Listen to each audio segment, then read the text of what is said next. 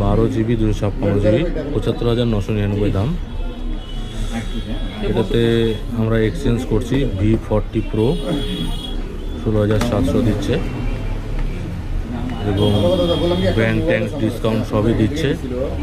তো এটাকে আমি ডিসকাউন্ট করে নিতে চাচ্ছি, অ্যাপ্লাই করলাম, অ্যাপ্লিকেবল হয়ে গেল।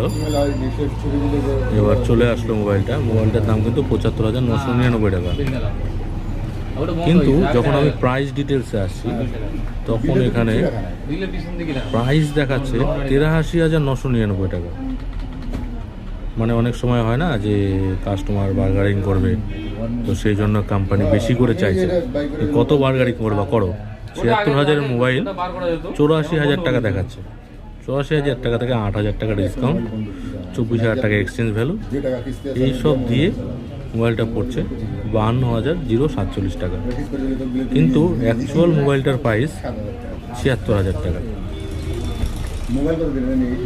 এই মাঝখানের 8,000 টাকাটা একটা ভাওতাবাজি ডিসকাউন্ট দেওয়া হচ্ছে।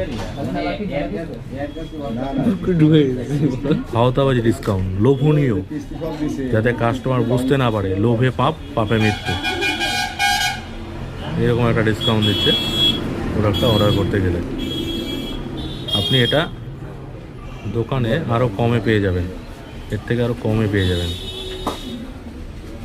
কিন্তু এটা কোম্পানি কাস্টমারকে ফ্রড করার জন্য একটা ডিসকাউন্ট দিচ্ছে, ফ্রড ডিসকাউন্ট।